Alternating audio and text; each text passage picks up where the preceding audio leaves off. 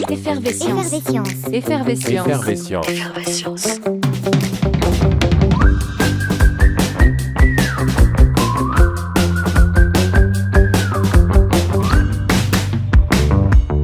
Donc voilà, je travaille ici au Muséum d'Histoire Naturelle, je suis chercheur CNRS, et j'ai la chance de pouvoir travailler au sein du muséum et donc profiter de nos riches collections qui font partie de l'institution.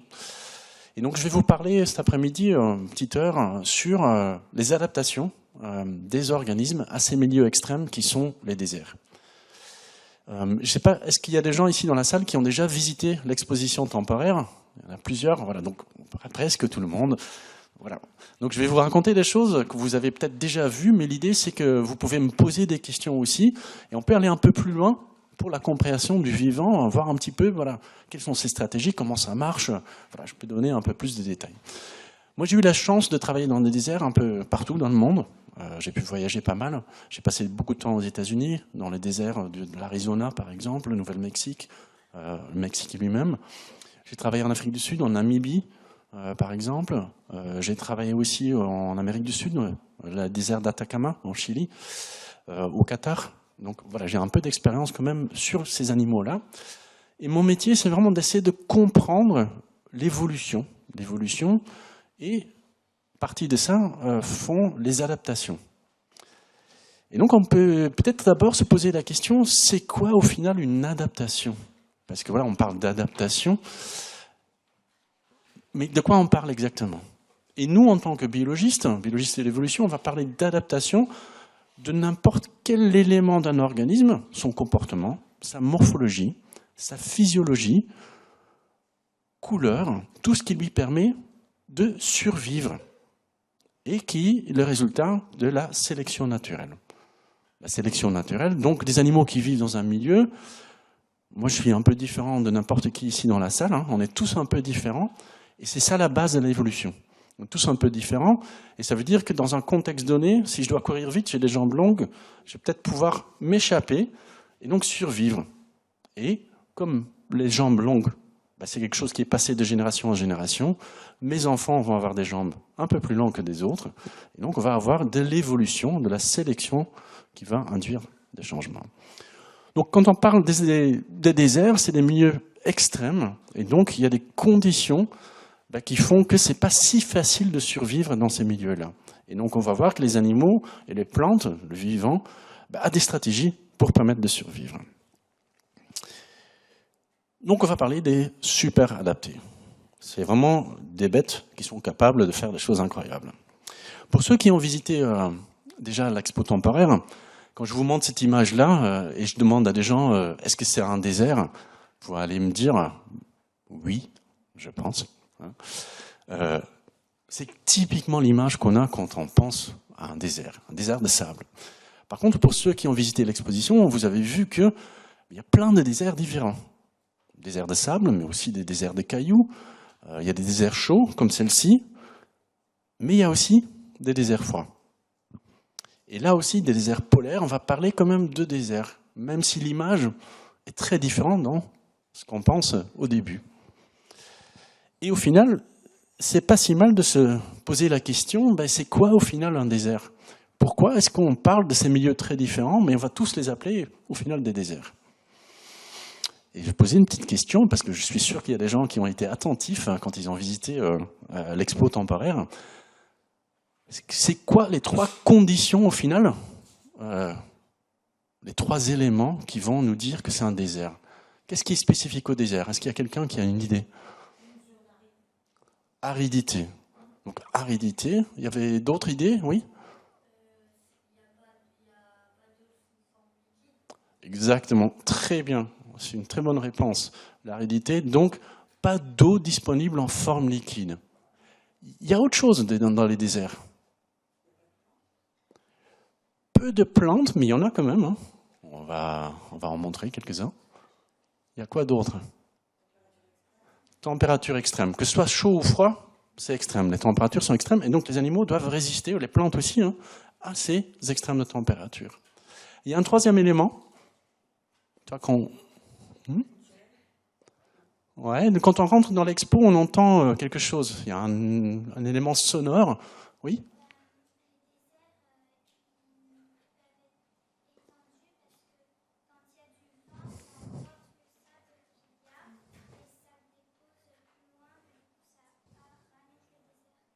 Parfait. Donc, c'est des milieux ouverts. Ouverts.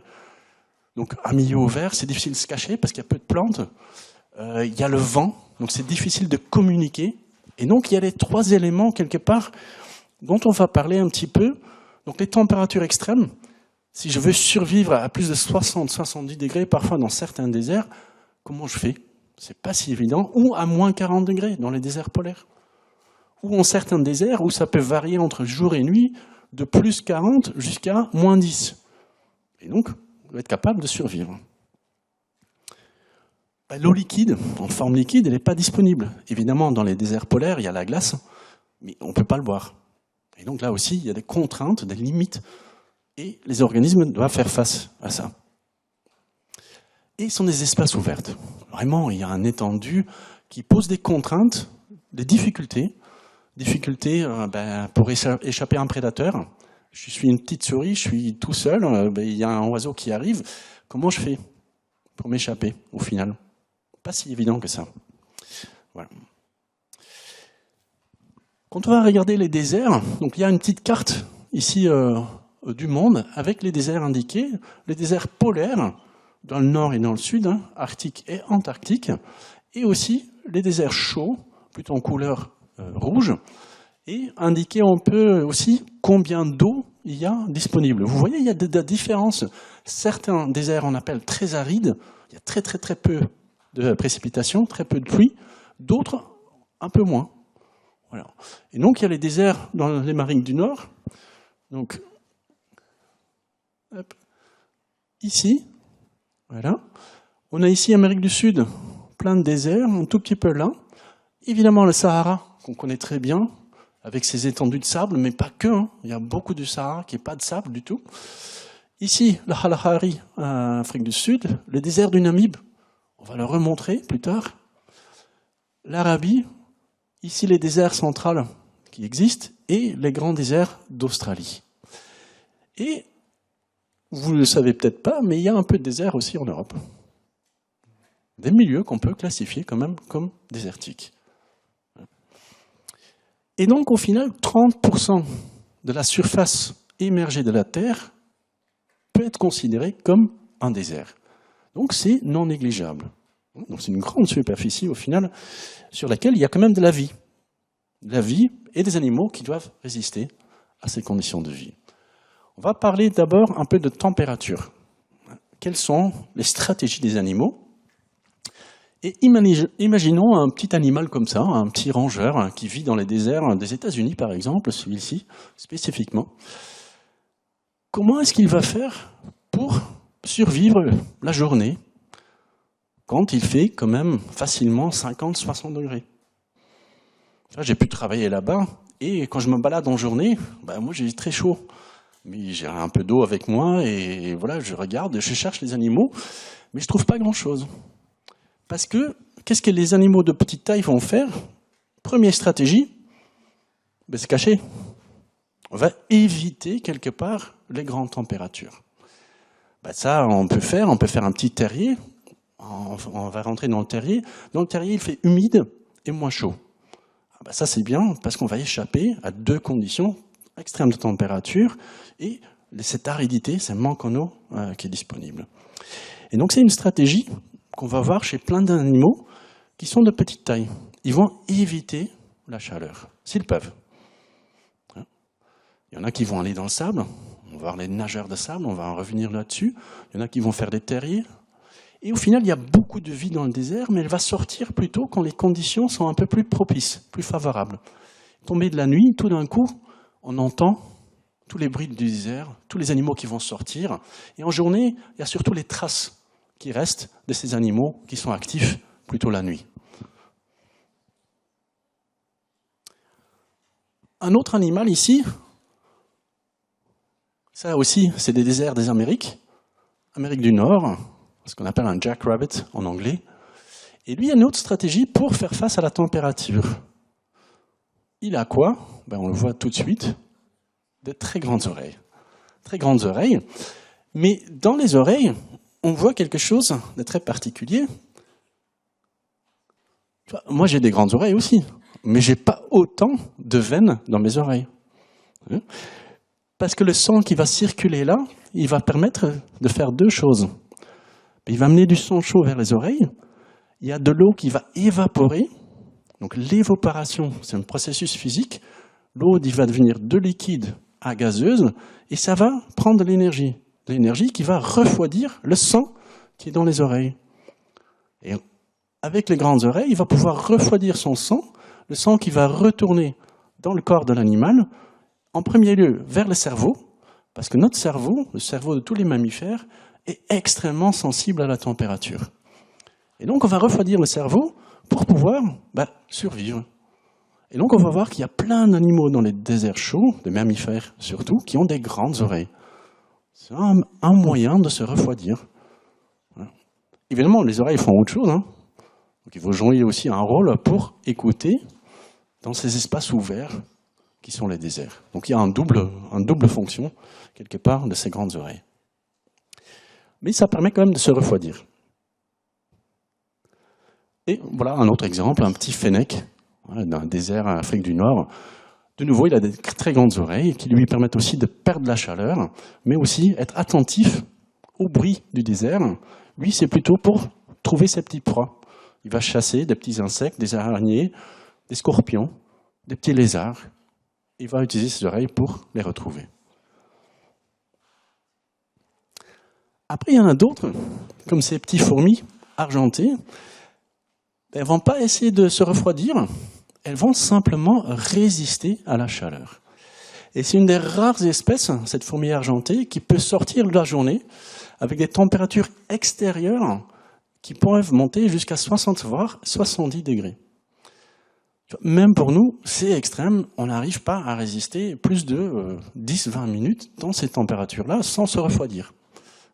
Ces petites bêtes, elles non plus. Mais elles ont quand même des adaptations, des moyens de survivre un peu dans ce milieu-là. Et qu'est-ce qu'elles vont faire? On les appelle des fourmis argentées. On voit le couleur un peu argent. Et quand on va regarder en tout petit détail, donc ça c'est une image faite avec un microscope, on peut regarder vraiment en détail ce qui se passe au niveau de l'animal, on voit qu'il va y avoir des petites poils. Ces poils qu'on voit là. Et ces poils sont partout sur le corps. Et ces petites poils ou ces petites cils, elles vont permettre de refléter la lumière du soleil. Et donc c'est une sorte de miroir qui va faire que l'animal ne va pas se réchauffer, mais la lumière va être reflétée, et donc il va pouvoir rester dehors un petit moment, mais il va quand même chauffer. Et donc au bout d'un moment, quand il fait trop chaud, il peut en mourir. Il y a un petit jeu dans l'expo temporaire, vous pouvez jouer la petite fourmi qui essaye de trouver une petite proie et elle doit retourner dans son terrier avant qu'elle fait trop chaud, elle ne va pas survivre. Autre chose qu'on voit bien, qu'elle a des pattes assez longues, donc ça permet de créer un peu de distance entre le sol qui est très chaud et l'animal, une petite couche d'air qui est très isolant, donc ça nous aussi ça permet de ne pas trop chauffer, et les pattes longues de courir vite. Donc sortir du terrier, trouver quelque chose à manger, et vite au final rentrer, pour éviter de se réchauffer trop. Évidemment, je vous dis, les poils, ça joue un rôle important. On ne serait pas des chercheurs si on n'avait pas testé quand même l'effet des poils sur les bêtes. Et donc là, on voit ici, par exemple, pour la tête d'un petit fourmi, la température avec les petits poils intacts. Donc ça, c'est la température externe. Donc, quand on lève les petits poils, la tête de l'animal peut chauffer jusqu'à presque 50 degrés. Juste l'effet qu'il y a les poils qui sont là, ça fait quand même une grande différence de température. Et que ce soit pour la tête, pour le ventre, dans un vacuum ou non, donc sans air ou avec air, on voit clairement que ces poils qui sont présents permettent l'animal, avec des poils, d'avoir des températures moins fortes que si on enlève les petites poils. Donc c'est une démonstration quelque part que ces petits poils sur les fourmis sont essentiels pour lui permettre de baisser la température. Et donc c'est une stratégie, une adaptation morphologique qui lui permet de survivre, de sortir en plein milieu de la journée. Vous vous demandez peut-être pourquoi elle sort en pleine journée, elle peut attendre jusqu'à ce qu'il fait froid. il y a quand même un avantage de sortir en pleine journée parce qu'il n'y a personne d'autre qui est actif. Et donc, il n'y a pas de compétition. Et donc, elle peut sortir toute seule. Il n'y a pas de prédateur non plus en pleine journée parce qu'il fait trop chaud. Et donc, c'est un avantage, mais il faut résister à cette température. Et donc, elle a trouvé une solution assez incroyable. Un autre animal qu'on connaît bien, cet animal-là, qui va aussi avoir des stratégies assez incroyables pour résister à la température, mais pas que. Il y a un petit dispositif dans l'expo temporaire où vous pouvez trouver toutes les adaptations de ces animaux-là, que ce soit dromadaires ou chameaux. Mais on a parlé de poils tout à l'heure, mais c'est la même chose. La fourrure de cet animal va jouer un rôle important. Qu'est-ce qui va se passer? Il y a les poils qui sont assez longs. Donc déjà, il a une couleur plutôt pâle, pas très foncée. Donc tout ce qui est moins foncé, ça va refléter la lumière, donc il ne va pas se réchauffer, un peu comme la fourmi. Et après, les poils vont aussi permettre de capter, quelque part, de l'air. L'air qui est un très bon isolant. Pensez à double vitrage, par exemple, chez vous, à la maison. Double vitrage, il y a de l'air entre deux panneaux de verre, et donc ça fait un isolant. Et ça marche très bien. C'est inspiré par la nature, ce double vitrage. Et il y a aussi des glandes sudoripares. On va perdre de l'eau, mais cette perte de l'eau, cette évaporation, va nous refroidir. Nous aussi, quand on va dans un milieu chaud, on va suer, parce que ça nous permet de refroidir. Donc c'est ça un peu, l'animal aussi, il va suer avec ces petites glandes qui sont présentes, il y a de l'air qui va passer, il y a l'eau qui va évaporer, et ça va refroidir l'animal quand il est là. Il n'y a évidemment pas que des animaux dans le désert, il y a aussi plein de plantes assez incroyables. Ici, on a le welwitschia du désert du Namib. Il y a un très beau spécimen de nos collections exposé dans l'exposition temporaire. Et donc, c'est des plantes qui vont elles-mêmes aussi résister à des conditions extrêmes. Les feuilles peuvent mourir complètement. Il y a une grosse partie de la plante qui est sous la terre, donc qui va éviter la chaleur aussi. Et autre particulier, c'est qu'elle va produire des petites graines avec des petites ailes dessus. Parce qu'on a parlé du vent dans le désert, et donc les graines vont être transportées par le vent pour trouver un nouvel endroit pour germiner et donc créer une nouvelle plante. Donc voilà le welwitschia avec la partie souterraine qui est presque aussi grande, voire plus grande que la partie qu'on voit en surface. Et c'est des plantes qui peuvent vivre très longtemps en plus. C'est vraiment quelque chose d'assez incroyable. Parler un peu de désert chaud, désert polaire, l'exemple classique, l'ours polaire, on le connaît, qui a aussi plein d'adaptations. Déjà, il doit être capable de marcher sur la glace, donc il a des pattes bien adaptées pour ça. Mais il doit aussi résister à la température. Et lui, un peu comme on a vu pour les déserts chauds, c'est un peu la même chose. Mais lui, il va rajouter quelques éléments. Il y aura une couche de gras, là. Le gras, c'est un très bon isolant. Moi, je n'ai pas beaucoup et j'ai souvent froid. Voilà, c'est pas bien. Un peu de gras, ça isole bien. Et après, il y a la peau qui est complètement noire. Et ça, c'est intéressant parce que le noir, il va absorber les rayons infrarouges du soleil qui vont passer à travers des couches de poils qui sont là. Hop, les rayons de soleil vont aller jusqu'à la partie noire et ça va réchauffer l'animal. Même si de l'extérieur, on ne voit pas qu'il est noir. Ouais, parce qu'il y a les poils dessus. Et ces poils sont très, très particulières, ils sont vides à l'intérieur, et ça fait des petites chambres d'air, de nouveau, qui vont travailler comme isolants. Et donc, c'est l'air qui va à chaque fois isoler l'animal, et donc il va éviter de perdre la chaleur quand il est exposé à des températures extrêmes. Voilà. Et donc, il a ses adaptations pour survivre à ces températures assez froides. Un autre exemple, les petits manchots. Là, on voit bien les manchots qui sont exposés à des températures quand même assez dures, conditions assez dures dans l'Antarctique. Tout à l'heure, on était dans le nord arctique, maintenant on est au sud, dans l'Antarctique. Une stratégie, évidemment, c'est aussi profiter de la chaleur des autres. Et donc, on va se mettre tous ensemble et on va gagner un peu de chaleur parce qu'il y a d'autres gens, ou d'autres personnes, ou d'autres pingouins, ou d'autres manchots à côté de nous, et ça nous permet de réchauffer un peu. Mais aussi les oiseaux, comme les mammifères, c'est des animaux qu'on appelle à sang chaud. Donc ils vont produire Ils vont utiliser de l'énergie pour maintenir leur température constante. Donc ça veut dire que ça coûte de l'énergie pour avoir une température, donc on ne veut pas la perdre. Et donc eux aussi, ils ont des très bons isolants. Très bons isolants, parce qu'on va regarder en détail la structure ici de la peau d'un manchot. On va voir que c'est noir à l'extérieur. Noir, on a dit, ça réchauffe bien. On va gagner en chaleur, parce que c'est bien. Il y a tous ces petits poils d'insolation qui vont capter l'air. Donc ça va faire une couche d'air comme on a vu chez le dromadaire, exactement le même principe, chaud ou froid. Et après, en bas, on a une couche qui va refléter les infrarouges. Et donc, c'est une stratégie qui marche tellement bien que l'homme s'en est inspiré. Et donc là, c'est un composante qui a été créé dans un article scientifique. Bioaspiration, on s'est inspiré du manchot pour créer des isolants pour nos bâtiments, par exemple. Et donc, on peut s'inspirer de ces adaptations dans la nature pour en trouver des solutions pour nos problèmes à nous, ce qu'on appelle la bioinspiration. Et donc, ces animaux désertiques, déserts chauds ou froids, sont des très bons modèles pour réfléchir à ces contraintes. Qu'est-ce qu'on fait quand on n'a pas d'eau? Qu'est-ce qu'on fait quand il fait chaud? Qu'est-ce qu'on fait quand il fait froid? Et comment la nature peut nous donner des idées pour développer des nouveaux matériaux qui peuvent être utilisés.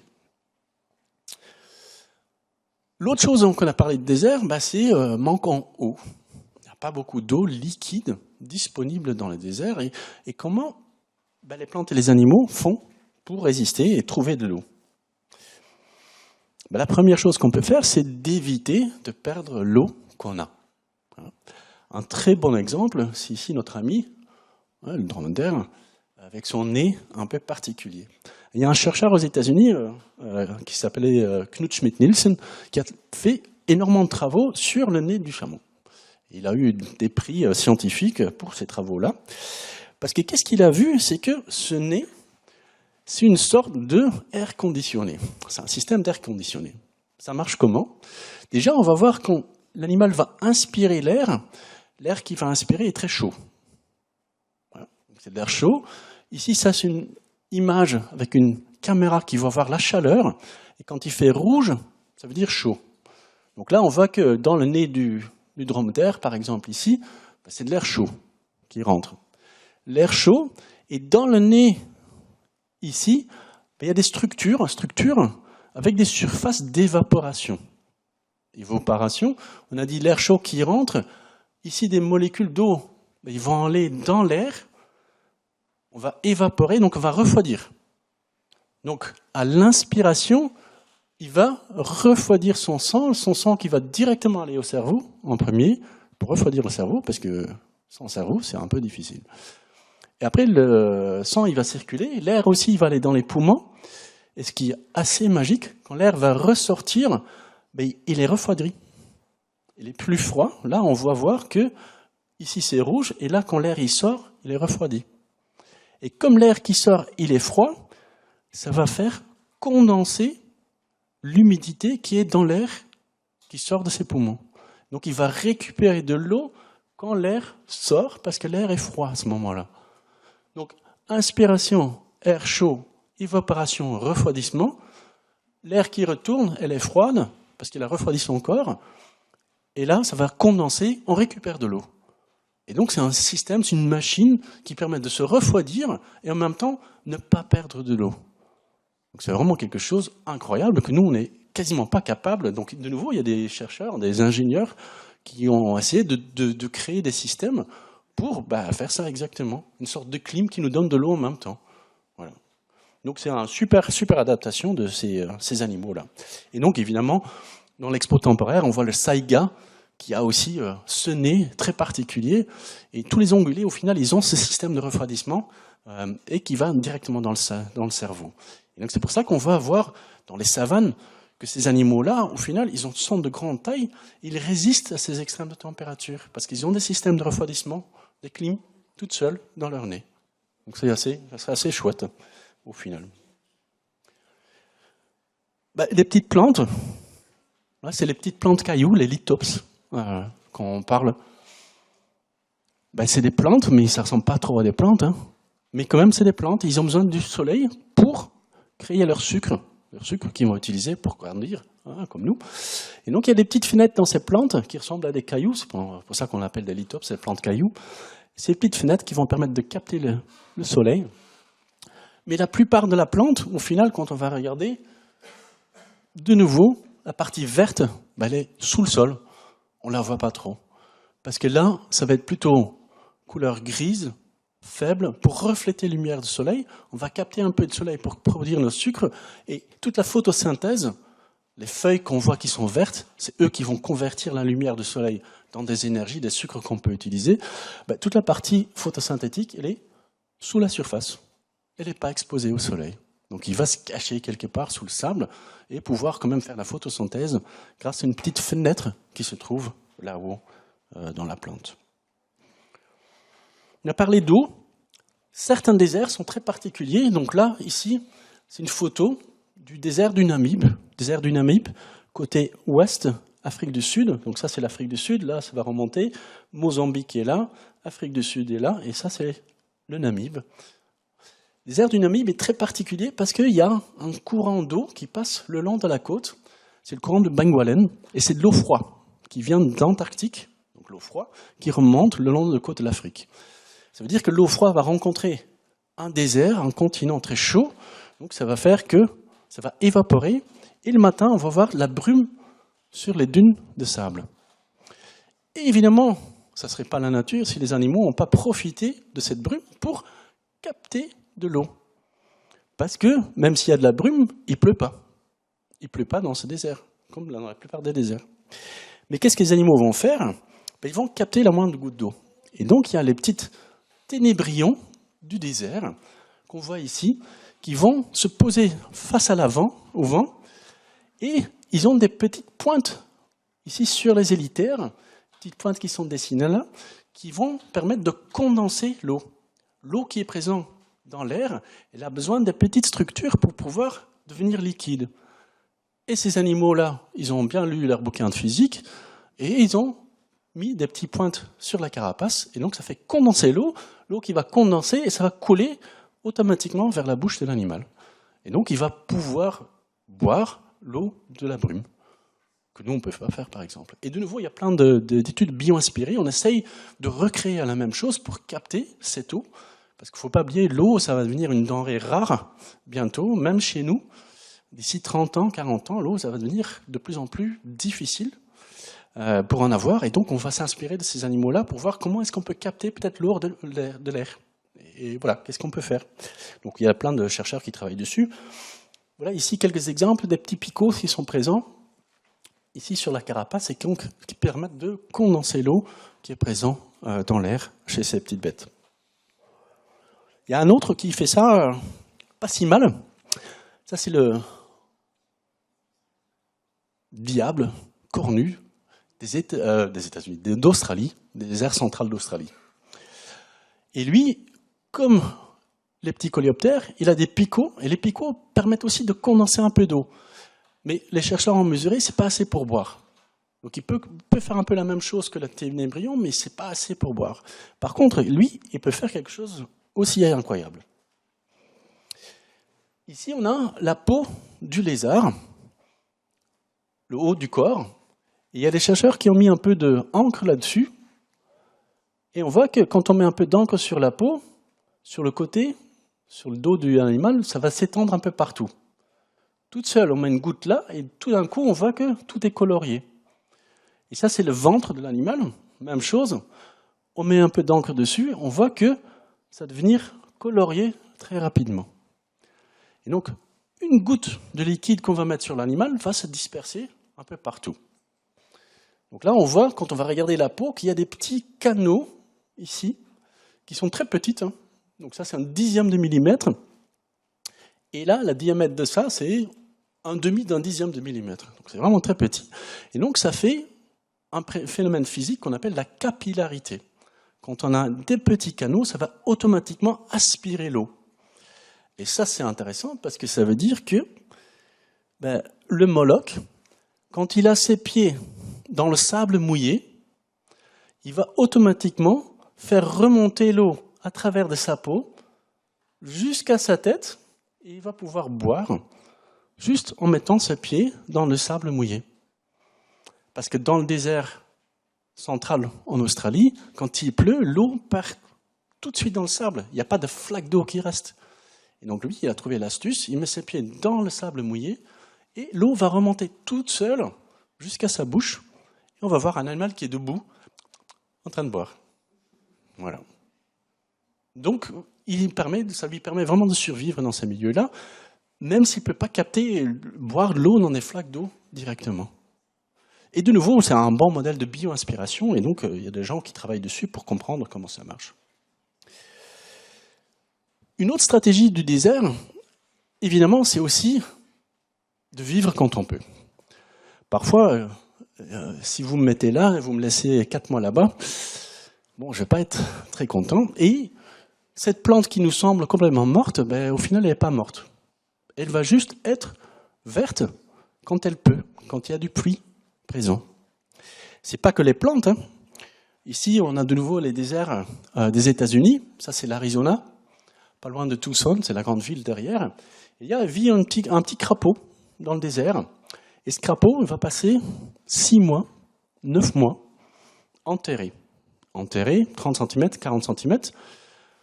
Il y a de l'humidité là-bas, c'est bien. Et en plus, il va se faire un cocon. Le cocon qu'on voit là. Et donc, pendant 9 mois, il attend. Il ne fait rien.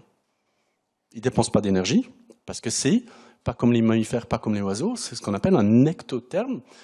Son métabolisme, l'énergie qu'il consomme, est dépendant de la température extérieure. Il est dans le sable, il ne fait pas très chaud, il ne consomme pas d'énergie parce qu'il ne bouge pas. Et donc, il attend. Le moment où il y a les grands pluies d'été qui arrivent, avec un peu de chance, 1 fois par an, parfois pas du tout, ben ces animaux-là vont sortir du désert et on les entend des kilomètres lointaines, on les entend chanter. Parce que ce pluie qui arrive, ils vont sortir du sable, il y a des flaques d'eau qui se forment, ils vont se reproduire, mais l'eau va rester maximum 10 jours. Donc ils doivent faire tout leur cycle de vie pendant 10 jours, donc ils vont se reproduire, il y a des œufs, il y a des têtards vont se métamorphoser, tout en 10 jours. Au bout de 10 jours, les petits jeunes, ils vont retourner dans le sable et attendre 12 mois, peut-être 2 ans, jusqu'à ce qu'il pleut. Et donc, c'est la stratégie, ben, je vis quand je peux. Je suis un amphibien, j'ai besoin d'eau, ben, j'attends jusqu'à ce qu'il y ait de l'eau. Sinon, je ne peux pas survivre. Il n'y a pas que les amphibiens, il y a un poisson qui fait ça aussi. C'est un dipneust, c'est un poisson à poumons, il peut respirer de l'air. Et lui aussi, ben, il va faire des cocons, il va être dans la boue, quand la mare s'assèche, il va être dans son cocon, il va attendre, jusqu'à ce que ben, il y a de l'eau, qu'il y a la mare qui se reforme. Et là, c'est des environnements plutôt savanes, donc l'eau reste un peu plus de temps, donc le poisson a un peu plus de temps pour vivre, mais en même temps, la plupart de sa vie, ben, il va passer dans l'état immobile dans un cocon. Après, c'est des animaux qui peuvent vivre très longtemps, parce que la plupart de leur temps, ils font rien. Et donc, ça veut dire qu'ils peuvent vivre un peu plus de temps. Donc, ils peuvent vivre jusqu'à 80 ans, 100 ans. Ouais. Donc, c'est vraiment assez... Et donc, les petits crapauds, on a très peu de données. On sait qu'elles peuvent vivre jusqu'à 20 ans facilement. Mais sans doute beaucoup plus. Mais comme elles sont dans le sable, on connaît très peu. On les connaît quand ils sont sortis, et après, on ne le voit plus. C'est un peu, voilà, c'est un peu bizarre. Évidemment, il n'y a pas que les animaux qui font ça, il y a les plantes aussi. Donc ça, c'est le désert de l'Atacama. C'est un des déserts les plus secs au monde. J'ai pu voyager là-bas, travailler un peu. J'ai rencontré des jeunes qui vivaient là-bas. Ils avaient 16 ans. Ils n'avaient jamais touché la pluie. Ils ont vu la pluie. Parce qu'il pleut, mais ça s'évapore avant que ça arrive au sol. Donc tu le vois, mais tu ne peux pas le toucher. Parce que ça s'évapore. Par contre, les quelques fois où ça pleut vraiment, ben ce désert-là se transforme complètement. Parce que dans le sol, il y a des petites graines de plantes qui attendent parfois 16 ans avant qu'il pleut et qui peuvent fleurir. Mais quand ça arrive, c'est vraiment un spectacle incroyable. Et ça, on voit dans plein de déserts différents. J'ai eu la chance de le voir aux États-Unis, en Afrique du Sud, la Kalahari. Là, un peu plus, hein, donc tous les ans, avec un peu de chance, on a quand même la floraison du désert. Mais c'est un peu la même stratégie. On va attendre jusqu'à la pluie arrive, et dès qu'il y a un peu d'eau, ben là, on va vivre. Et Quand il n'y a plus d'eau, ben, on va attendre. Voilà. C'est un peu comme ça. Et même dans les déserts froids, ben, c'est un peu la même chose. Quand on va au nord des cercles polaires, il y a plein de plantes qui vont être visibles, fleurir pendant 1 mois ou 2. Et après, ils sont couverts de neige. Ils attendent que ça se réchauffe un petit peu. L'été, du Grand Nord, il fait 1 mois, 2 mois, si tout va bien. Après, c'est fini. Et donc là aussi, c'est une stratégie quelque part. Quand on peut, quand il ne fait pas trop froid, quand il n'y a pas trop de neige, on va vivre notre vie. Et après, on attend. Et donc, voilà, on voit ces similarités entre désert chaud et froid et stratégie de vivant pour survivre à ces conditions assez extrêmes. On a dit qu'une autre contrainte de ces déserts, c'est très ouvert. Et là aussi, il y a des stratégies des animaux pour survivre. Voilà, là, on est Afrique du Sud, Namib. Bon, si je suis un petit animal, je suis là. S'il y a quelqu'un qui arrive pour me manger, je vais où? Il n'y a pas grand-chose pour se cacher. Voilà. Donc, il y a ces contraintes associées. Qu'est-ce que je fais? Même chose ici. Je suis un petit animal, je suis là. Il y a un oiseau qui arrive. Il va me voir, quoi. Où est-ce que je vais courir? Où est-ce que je vais? C'est une bonne question. Qu'est-ce qu'on voit? Les animaux vont s'adapter. Ils vont prendre la même couleur. Un renard arctique. Le renard arctique, on voit sur la fiche de l'expo, hein, qui va changer de couleur. Parce qu'en été, il est brun, comme un renard normal. Mais l'hiver, il va changer de couleur, il va devenir tout blanc. Parce que comme ça, il est en camouflage complet. Très difficile de voir. Et pour lui, pourquoi c'est important? C'est parce qu'il va chasser. Il ne veut pas que ses proies vont le voir. Mais ses proies aussi, ils vont prendre une couleur blanche. Et donc tout le monde va essayer de se perdre dans le paysage pour ne pas être vu. Donc c'est vraiment une stratégie typique. Quand on est dans un milieu ouvert, on ne veut pas être vu. On va essayer de se cacher. Petit lézard, ici, du nouveau désert des États-Unis. Je peux vous dire, j'ai travaillé sur ces petits lézards pour les trouver. On est juste à côté, on ne les trouve pas. C'est très difficile, mais ça marche très bien. Parce qu'un petit lézard, il ne court pas très vite, hein, il a des petites pattes très courtes. Donc, s'il est trouvé par un prédateur, il n'a pas trop d'options. On va voir, il a quand même une astuce. Il fait quelque chose de très particulier. Mais bon, son stratégie primaire, c'est ne pas être vu. Je ne suis pas vu, donc je suis tranquille. Le Moloch, même chose. Il change de couleur dépendant du sable. Donc là, il est plus rouge sur du sable rouge. Mais il y a d'autres endroits où il y a des sables plutôt jaunes et on voit que les Molochs, ils vont être plutôt jaunes. Donc, même chose, ils vont jouer sur le camouflage. Parce que de nouveau, il ne court pas très vite. C'est un animal assez lent. Donc, voilà. Donc il va survivre en étant en camouflage. Mais il y en a d'autres qui font des stratégies encore un peu différentes. Celui-là, c'est plutôt un animal qui vit dans le sable, des aires de sable. Et donc, il a une stratégie un peu particulière qui va se cacher sous le sable. Et donc, on a travaillé un peu dessus sur le labo. On a fait une petite vidéo, ici au muséum, qui vous montre un petit peu ces animaux qui vont se cacher sous le sable. Ici, c'est un petit boa des sables. C'est des petits boas, pas très grands, 50 cm. Hop. Il va mettre sa tête dans le sable, et après, il va nager sous le sable. Et donc, éviter d'être en surface, ne pas être vu. C'est plutôt une stratégie pas mal, parce qu'il fait moins chaud sous le sable, déjà. C'est un avantage. Il y a un peu d'humidité, ça c'est bien. Et on ne le voit pas. Et ça, c'est une petite vidéo qu'on a fait au laboratoire en rayon X pour comprendre comment il va se mouvoir sous le sable, parce qu'on ne le voit pas. Après, les rayons X, ils vont traverser le sable, et donc on va pouvoir voir un petit peu comment l'animal va pouvoir nager dans le sable. Donc on vit ça à la tête ici, hop. Et il va faire des grands mouvements, des mouvements avec des ondes qui sont beaucoup plus grandes qu'on voit dans un serpent normal. Donc il va faire ça de façon pratique. Ça, c'est le poisson de sable, c'est un lézard qu'on appelle le poisson de sable parce qu'il va nager de nouveau sous le sable. Très mignon, je trouve. Hop, il va mettre sa tête, qui était très triangulaire, hop, dans le sable. Et même chose, il va partir, hop, il va en profiter. Donc on a travaillé un peu sur ces animaux-là au Qatar, et la plupart de la journée, on ne les voit pas. Ils sortent du sable très tôt le matin, et après, pour le reste du temps, il reste sous le sable. Et donc, ils sont capables, voilà, ici en rayon X, de nouveau, hop, il est sous le sable, et donc il va faire des grands mouvements. Les pattes avant sont contre le corps. Après, les pattes arrière, on voit qu'ils poussent quand même encore un peu. Donc, il ne nage pas vraiment complètement, mais c'est quand même pas mal. Et après, il va ressortir, parce qu'il va chercher ses petites proies, des insectes, en surface, et après, hop, il va replancher dedans. Donc, il va se cacher la plupart du temps. C'est une très bonne question. Donc, le sable, c'est un milieu qu'on appelle granulaire, et donc il y a des petits espaces entre les graines qui donnent quand même un peu d'oxygène. Après, quand on va voir ces bêtes-là, on va voir que les narines, donc les ouvertures du nez, sont vers le haut de la tête. Donc souvent, il va se mettre juste sur la surface, avec les narines et les yeux qui sont exposés, mais le reste du corps qui va rester en dessous. Et on va voir ça aussi chez les petits serpents qui vivent dans le désert de sable, avec les nez hop, qui est remonté vers le haut, les yeux qui sont remontés vers le haut. Et donc ça permet de respirer quand on est dans le sable. Il y en a d'autres, c'est les geckos-palmato, hein, qui, voilà, fait un peu comme nous quand on va au ski, hein, des raquettes. Ben, ce n'est pas des raquettes de neige, c'est des raquettes de sable. Et ça va lui permettre de ne pas s'enfoncer dans le sable.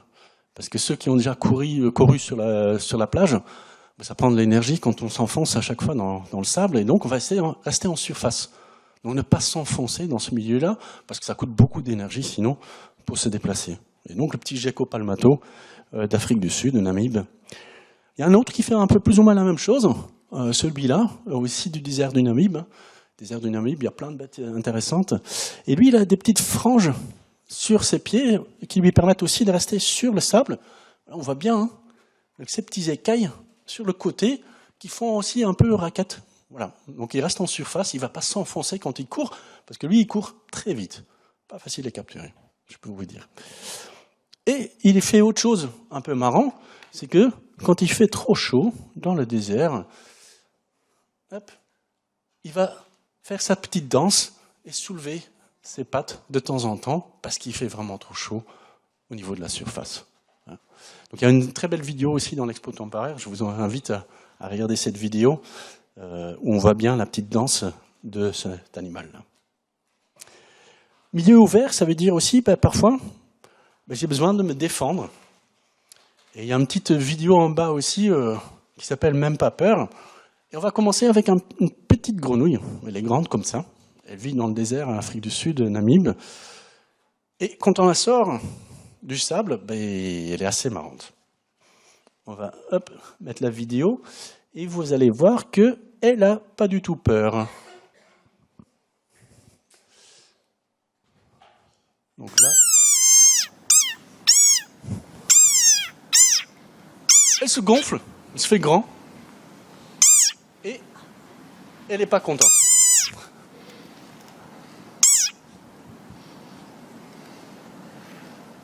Et c'est une vraie vidéo, elle fait vraiment ça. Tu vois, moi je les ai vus, je les ai trouvés, et c'est vraiment son comportement. Elle est grande comme ça, mais elle n'a pas peur. Vraiment, elle montre qu'elle est là. Donc là, c'est une autre vidéo, et ça, c'est un lézard qui vit plus dans les déserts d'Arabie, ou même plus loin, dans les déserts d'Asie. Et lui, il va montrer une structure quand elle est confrontée. Voilà, c'est... Voilà. Donc il va aussi montrer que je suis là, j'ai pas peur. Voilà. Et donc, ça peut être utilisé quand il y a deux mâles qui se battent, voilà, pour le territoire, mais aussi face à un prédateur. Et ils vont montrer aussi, avec leur queue, ils vont signaler, ils vont faire des shows, montrer quelque part, je suis là, faites attention, c'est à moi, c'est pas à toi. Et donc ils ont ces adaptations, tu vois, les couleurs qui vont montrer, mais qui sont cachées normalement. Et c'est juste face à un prédateur qu'ils vont montrer leurs couleurs. Ou encore le petit lézard qu'on a vu tout à l'heure, qu'on a dit, il est très camouflage, mais il ne peut pas courir très vite. Et donc qu'est-ce qui se passe quand il y a un prédateur qui arrive? Voilà, on va voir, c'est un peu gore, je vous préviens. Donc, il ne bouge pas. Là, il dit, tu ne me vois pas, mais si il va éjecter du sang de son œil. Mon petit chat, il n'aime pas du tout. Ouais. qu'est-ce qui est la particularité de ces petits lézards? Ces lézards mangent que des fourmis.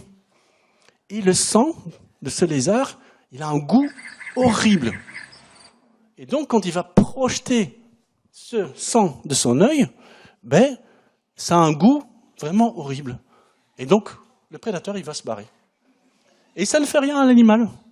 Il le fait, ça perce un sinus juste derrière l'œil, et après il se balade. Il va remanger ses fourmis et tout va bien. Mais le prédateur, le chien, le chat, ben, il est parti. Parce que c'est tellement dégueulasse, il n'aime pas du tout. Voilà. Donc ça, c'est une petite photo donc avec voilà, l'écartement total de l'autre qu'on a vu dans la vidéo. C'est assez incroyable au final. Hein. Mais tout ça, ça peut se cacher. On ne le voit pas. Ouais, donc c'est vraiment chouette. Nos petits... voilà. Faut que je montre des photos parce qu'il est quand même trop adorable, quoi. Il est un peu grumpy. Il n'est pas content, on va le dire. Mais vraiment des bêtes super chouettes. Voilà. Moi, j'ai vu ça face à un serpent, un vipère. Il fait exactement ça. Il se fait grand, il se gonfle, parce que le plus grand qu'il est, le moins qu'il est facile à manger, et il va faire ses petits bruits pour se défendre. Parfois ça marche, pas toujours, mais parfois ça marche. Évidemment, il faut aussi, quand on est dans le désert, parler, communiquer. Et c'est pas évident parce que quand vous rentrez dans l'expo temporaire, vous avez ce bruit de vent. Tu vois, il y a plein de bruits dans le désert au final. Il y a le sable, il y a du vent. Et comment est-ce qu'on arrive à communiquer de façon efficace quand on est dans ce milieu très ouvert? Et donc, il y a des petites bêtes de nouveau qui ont trouvé des solutions assez marrantes. Et il y a par exemple un petit gecko voilà, sur lequel j'ai pu travailler aussi. Et lui, il va attendre la nuit. Et quand la nuit tombe, il va commencer à chanter. Ah, c'est un lézard qui chante. Je vais vous mettre le son. Hop. Et là, vous entendez un autre plus loin qui est en train de chanter. Donc, ils se communiquent entre eux. Et là, il va rechanter. Ça, c'est des autres un peu plus loin.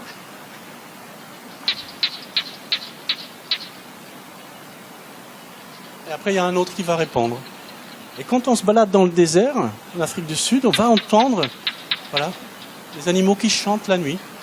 Et donc ils vont communiquer, mais on entend le bruit de fond quand même. Donc il y a quand même du bruit dans le désert. Et c'est pas si facile de communiquer, de parler entre deux animaux.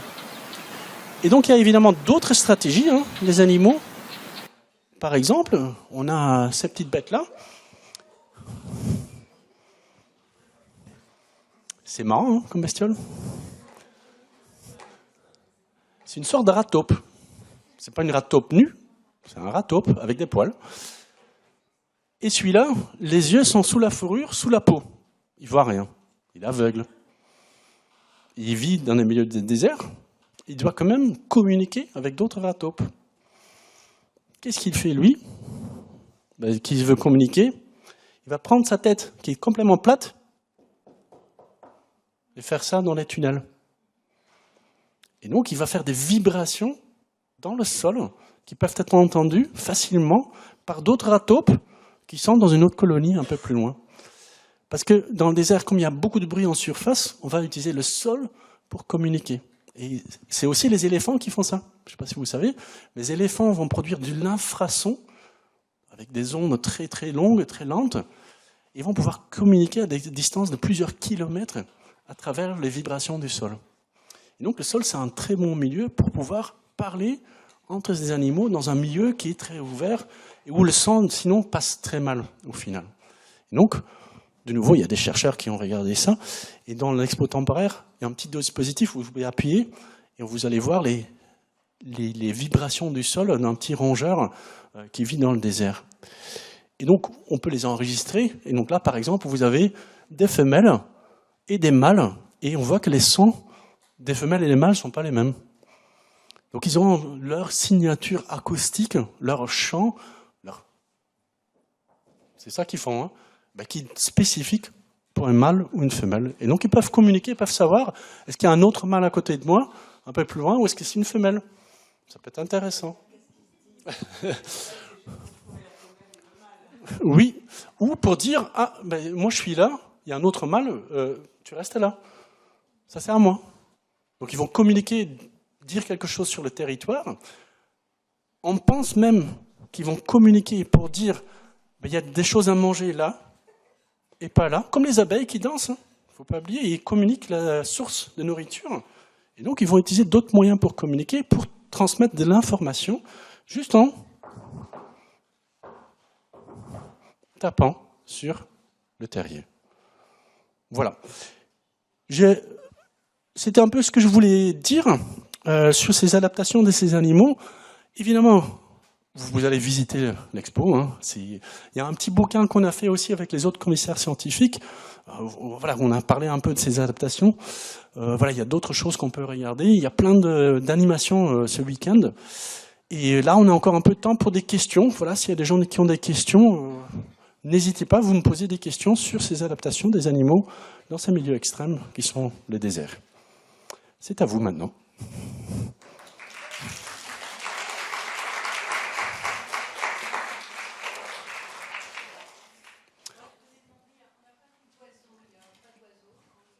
Si, il y a des oiseaux, mais les oiseaux, ils ont des particularités qui savent voler. Et donc, les oiseaux sont beaucoup moins contraintes à des conditions extrêmes parce que s'il ne leur plaît pas, ils s'envolent. Il y a une exception, il y a un désert extrêmement chaud en Iran. Il y a des oiseaux migrateurs qui vont traverser ce désert et parfois il fait tellement chaud qu'ils tombent du ciel et qu'ils meurent.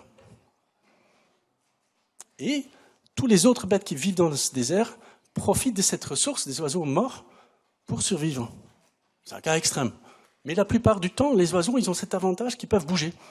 Ils peuvent bouger, donc ils sont beaucoup moins contraintes. Après, il y en a quelques-uns qui vont profiter de ces milieux désertiques, comme le petit pic de Gila qu'on voit là. Mais ils vont se cacher, plutôt. Ils vont s'enterrer au terrier ou dans les cactus de saguaro, par exemple. Ils vont éviter quelque part la chaleur. Et après, s'ils ont besoin d'eau, ils vont voler. Ils vont retrouver l'eau facilement. Donc il y a des oiseaux dans le désert, mais elles sont moins contraintes à ces milieux extrêmes.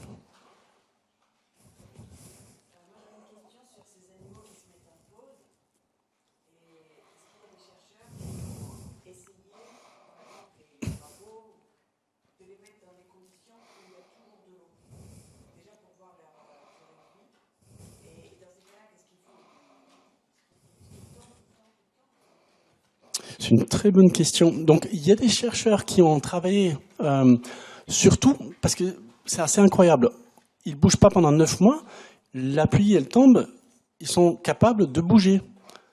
Vous me mettez au lit pendant 2 semaines, j'ai plus de muscles. Donc ces animaux-là, ils ne perdent pas de muscles. Ils sont capables, 9 mois plus tard, sans bouger, de sortir et de bouger. Incroyable. Et quand on réfléchit à tout ce qui est voyage dans l'espace, c'est un des grands problèmes, c'est la perte de masse musculaire et capacité de se mouvoir. Et donc, il y a beaucoup de recherches là-dessus. Comment les animaux arrivent à maintenir la masse musculaire, la capacité de contraction. L'inverse, est-ce qu'il y a des chercheurs qui les ont mis dans l'eau tout le temps? À ma connaissance, ça n'a jamais été fait. Donc, je ne peux pas vous répondre.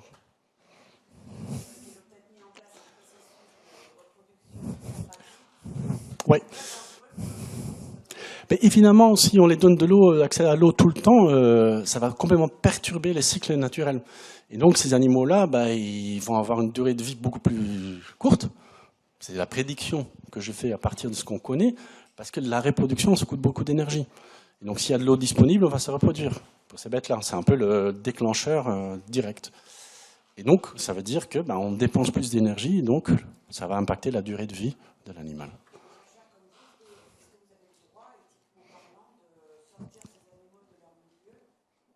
Donc à chaque fois que nous, on va étudier les animaux, que ce soit sur le terrain ou dans le laboratoire, on va avoir besoin des autorisations. Et donc tout projet passe par un comité d'éthique, c'est des gens extérieurs à nous qui vont évaluer est-ce que ce qu'on veut faire, est-ce que ça a un sens biologique, quel est l'impact qu'on a sur les animaux.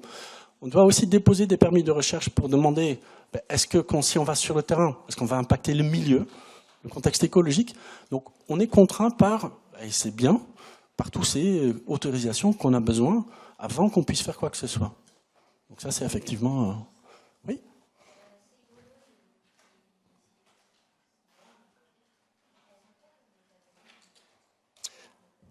Ouais, donc c'est une très bonne question. Donc là, une question sur le métabolisme. Donc l'énergie qu'on consomme, pour juste rester en vie, on consomme de l'énergie. Et ces animaux, c'est des animaux à sang froid, comme on a dit. Et donc, ils ont l'avantage de ne pas maintenir leur température. Parce que maintenir la température comme nous on le fait, ça coûte de l'énergie. Moi, en moyenne, je brûle 2500 calories par jour, c'est énorme, juste pour ne rien faire. Si je fais du sport, ben, tu rajoutes 500 calories, 1000 calories. Ces animaux-là, quand il fait froid ou chaud, ou ils sont dans le sol, ils ne bougent pas, leur métabolisme baisse complètement. Et ils ne consomment pas d'énergie, ou très peu d'énergie, le minimum nécessaire pour survivre. Et c'est pour ça qu'on a beaucoup d'animaux à sang froid dans les déserts chauds, parce qu'ils peuvent s'échapper à ces conditions extrêmes et ne pas dépenser de l'énergie. Donc leur stratégie, c'est je dépense le moins d'énergie possible. Il y a des serpents qui font ça aussi, des crotales aux États-Unis qui ont été mesurés, une femelle qu'on a suivie, et par exemple, elle a mangé une fois, première année, pas du tout l'année suivante, après elle a mangé encore une fois l'année 3. Mais elle a bougé 10 cm sur 3 ans. Donc je ne bouge pas, je ne dépense pas d'énergie. Parce que je n'ai pas besoin de maintenir ma température non plus. Et donc, ça a un avantage de ces animaux-là.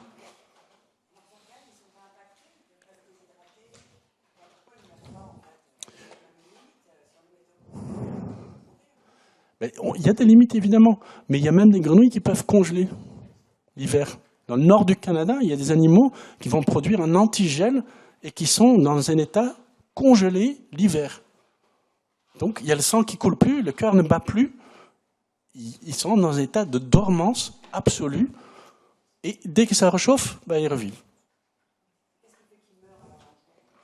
Au bout d'un moment, le vieillissement et la mort au final, c'est dû à des déteriorations cellulaires. Quelque part, notre code génétique, tous les jours, il doit exprimer des protéines pour vivre. Au bout d'un moment, il y a tellement de défauts dans nos cellules que ça ne marche plus. Donc ça s'accumule à travers du temps, et un des facteurs qui va endommager l'ADN, donc le code génétique qui est dans les cellules, c'est le métabolisme. Parce qu'il y a des radicaux d'oxygène qui sont produits, peu importe le mécanisme, mais le fait d'être actif, ça va endommager nos cellules et donc induire au final un vieillissement. Et donc ça va mener plus tôt ou plus tard à la mort. Donc le moins qu'on bouge, on reste en dormance comme ces animaux-là, le plus de durée de vie qu'ils vont avoir. Mais nous, c'est différent parce qu'on maintient la température, ça coûte de l'énergie, donc nous, on est un peu... Voilà. Mais pour ces animaux-là, le moins qu'ils bougent, il y a une petite salamandre des grottes en Yougoslavie qui peut vivre jusqu'à 120 ans. Et les chercheurs ont regardé, elle bouge en moyenne 20 cm par an. Et en plus, il fait froid, donc elle ne consomme pas d'énergie.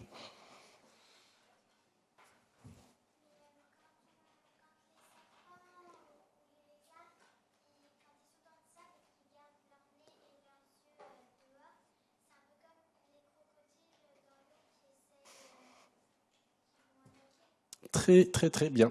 Effectivement, le sable, on a parlé du poisson de sable, c'est un peu comme l'eau. C'est un milieu granulaire, et donc les animaux font exactement comme les crocodiles. Ils vont être juste sur la surface, le nez sorti, ils peuvent respirer, les yeux, ils peuvent voir. Si un prédateur qui arrive, je me cache, je vais plus profond. Si un petit insecte qui arrive, je l'attrape, comme un crocodile. Exactement la même chose. Il y avait d'autres questions ? Et sinon, merci à vous. Profitez de l'expo et d'autres animations aujourd'hui.